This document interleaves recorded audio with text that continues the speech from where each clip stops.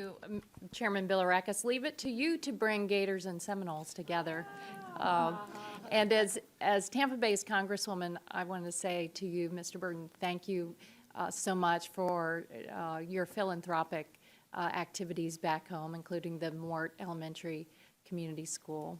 And Ms. Mudge, as an FSU alum, I'm very proud of your personal accomplishments and proud of to watch how FSU, once known as a football powerhouse and doing all right this past year, but they've really become a women's soccer and a women's softball championship school.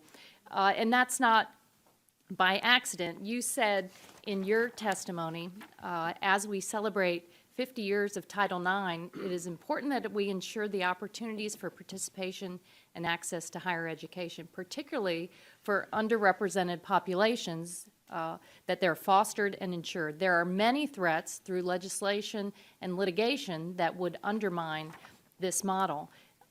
Title IX did not just elevate women in collegiate sports, but it elevated collegiate sports overall. And my friend and colleague, Ms. Trahan, is living proof of that, and she knows it well. Title IX prohibits discrimination at federally funded schools and in collegiate athletics. Name, image, and likeness policies should not undermine the progress we've made or warp this, the operation of this important civil rights law.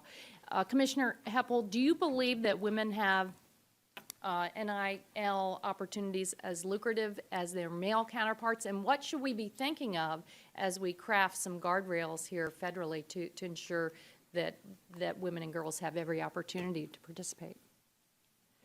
Thank you. The challenge in answering that question is that we don't know, right? We don't have the transparency around what is happening in the NIL space.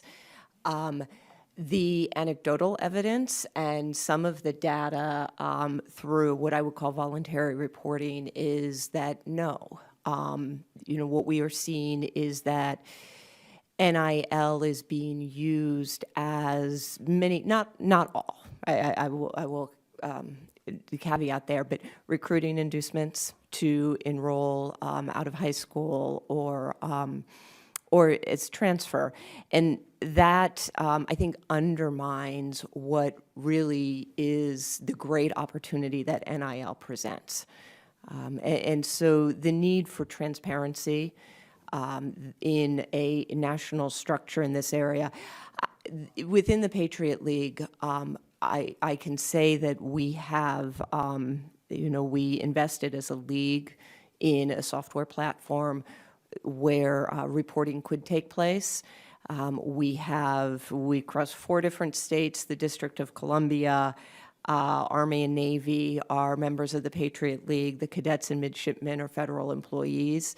So the regulations around federal employees engaging in NIL is another. Okay. Dr. Abdullah, what do you think we need to, what kind of guardrails do we need to have in place moving forward to ensure equity? I think one of the critical things is that we need to make sure that as students negotiate their NIL deals, as they work with different institutions, that the information is transparent, that they can compare information from one institution and or collective to another.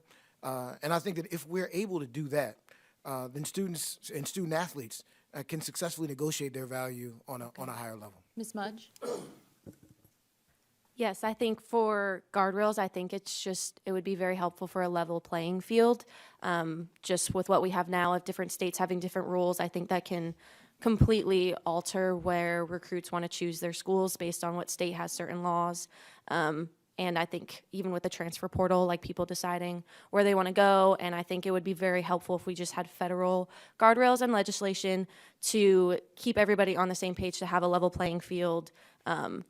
Specifically, I can think of transparency with fair market value. I personally don't know my fair market value. I had never been taught that. I still haven't.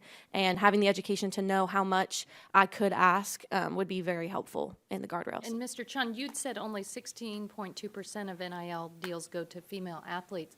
I'm out of time, but could you provide some guidance in writing for the committee on this Title IX inequity issue? Yes. moving forward. Thank you very much. I yield.